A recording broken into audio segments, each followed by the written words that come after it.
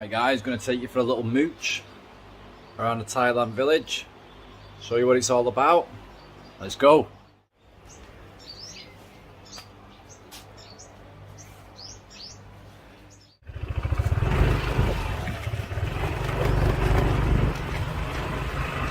There's a specific, almost predictable path that happens to foreigners in Thailand.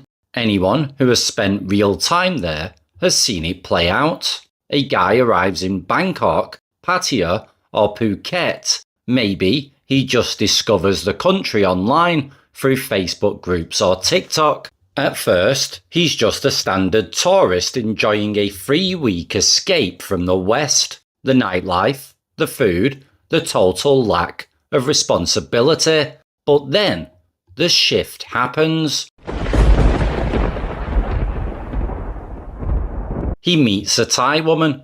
6 months later, he's sending monthly bank transfers from back home. A year later, he's flying back and forth every chance he gets.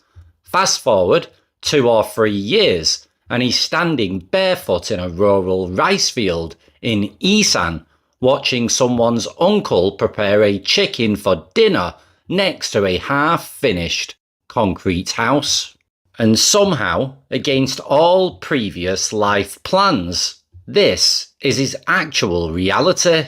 So today, I want to talk about the Western men who end up in rural Thailand, the ones who marry into local families, build houses in Isan villages, and essentially disappear from the Western world that they grew up in. Now, the reality of this life is infinitely more complex than the internet scripts make it out to be. Some men genuinely find a level of peace they never knew existed. Others slowly realize they walked into a cultural matrix they never truly understood. And the honest truth is that both of these things can happen at the exact same time. So to understand how this happens, you have to look at why it happens. Most Western men don't move to northeast Thailand because they've always dreamed of farming in 42-degree heat. They move there for emotional reasons. Many of them arrive in Thailand completely exhausted by modern Western life. They're dealing with loneliness, the fallout of a bitter divorce, financial stagnation, or just a deep sense of disconnection from their own culture. They feel invisible back home. Then they step off the plane, and Thailand feels like the absolute antidote. Life is slower, people smile, the food is incredible, and human interaction feels warm and uncomplicated. For older men in particular, Thai women often project a level of care, traditional values, and femininity that they feel has vanished in the West. Whether that perception is always accurate is a debate for another day, but emotionally, to these men, it feels entirely real. And then this is where Isan enters the story. Isan is Thailand's northeast region, home to around 22 million people. Historically, it's been the economic underdog of the country. Because of that, decades of economic migration have seen young people from Isan move to Bangkok, Pattaya, and Phuket to work in factories, hotels, restaurants, and of course, the bars. Naturally, this is where relationships between foreign men and Isan women blossom. It's become so common over the last 30 years that certain rural communities are informally called foreign husband villages. Even Thai people joke about it, and sociologists have studied it for years. Now eventually, the holiday ends, the retirement papers are all signed, and the man follows his partner back to her roots. But visiting Isan on holiday and moving there full time are two entirely different psychological experiences. At first, the honeymoon phase is incredible.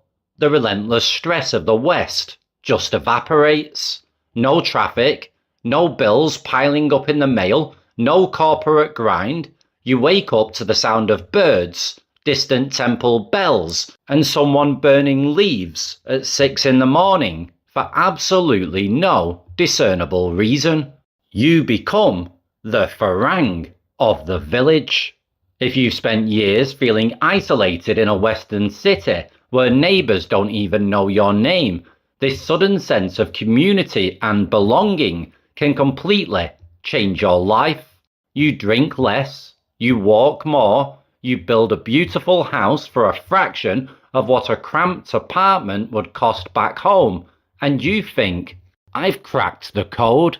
And for some men, that dream sticks. It actually works.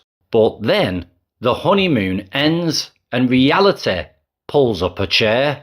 Rural Thailand can become an incredibly isolating place if you don't integrate. Language is the first massive wall. A lot of retirees never truly master Thai, let alone the local Isan dialect. Once the initial novelty wears off, you realize you can't participate in any conversations happening around you. So, you become completely dependent on your wife for everything: banking, immigration paperwork, hospital visits, land disputes, translation. You go from being an independent adult in your home country to being functionally helpless, relying on one person to interpret your entire world.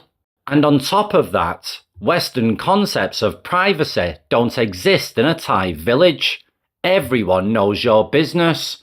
Arguments spread instantly. If you buy something expensive, people notice. If you don't offer financial help, people notice. And if you help too much, people really notice. Which brings us to the elephant in the room that a lot of people don't like to dance around: money. Money sits underneath the surface of almost all these dynamics, whether people care to admit it or not. To understand why, you have to look at the macroeconomics. Right now, Thai household debt is hovering at nearly 87% of GDP, which is one of the highest rates in all of Asia. Behind the relaxed smiles of village life is a massive, invisible financial pressure. Agricultural debt, pickup truck loans, and intense family obligations are a daily reality. So when a Western man enters the picture, he often unintentionally becomes part husband, part provider, and part financial safety net for an entire extended family. Now, let's be entirely fair here. The lazy online stereotype that every Thai woman is just looking for a paycheck is absolute nonsense. Countless relationships are built on genuine love, mutual respect, and women who work incredibly hard alongside their partners. But the cultural expectations around family support are fundamentally different from the West. In Thailand, taking care of your parents and relatives isn't just a nice gesture, it's a moral imperative. Many foreign men don't truly grasp the weight of this until they are already emotionally invested. That's when the frustration creeps in. Why am I building a house for her parents? Why does someone always need a loan for a tractor or a medical bill? When a man enters this dynamic, emotionally vulnerable and desperate to be loved, it can become dangerous. If your identity becomes tied to being the hero who saves a family, you will ignore glaring warning signs. Because legally, foreigners cannot directly own land in Thailand. Those beautiful villas you see on YouTube are almost always built on land owned by the wife or her family. If the relationship lasts forever, great. If it collapses, the foreigner frequently loses every single dollar that they invested. It's a story that has played out thousands upon thousands of times, yet men keep doing it. Why? Because they aren't just buying brick and mortar, they're buying a sense of purpose. They are buying a life that feels emotionally warmer than the one they left behind. But geography doesn't magically fix psychology. If you move to a remote village to escape your internal unresolved issues, Thailand will eventually expose them. You see it all over the expat forums and Facebook groups. Bitter men who sit online all day trashing the country, drinking heavily, yet refusing to leave because they have nowhere else to go. But the internet lies in the other direction too. It loves the horror stories, but it rarely shows the men who get it right. There is a specific blueprint followed by the expats who actually thrive in Isan long term. These are the men who don't treat Thailand like a fantasy playground or a retirement theme park. They approach it with humility, they learn the language, they respect the local hierarchy, and they stop trying to win or dominate the culture. When you strip away the ego and the fantasy, Isan stops being a background setting for a foreigner's retirement story, and you see it for what it is, a place home to millions of real families, deep traditions, and immense resilience. But remember, somewhere out there right now, another guy is landing at Savannah Boom Airport for a 3-week holiday. He has absolutely no idea that in 5 years he'll be standing outside a half-finished bungalow in Buriram, passionately arguing over floor tiles while his wife's aunt cooks somtam on the porch and 3 water buffaloes stare at him like confused debt collectors. And honestly, as far as human life stories go, there are far worse ways to end up.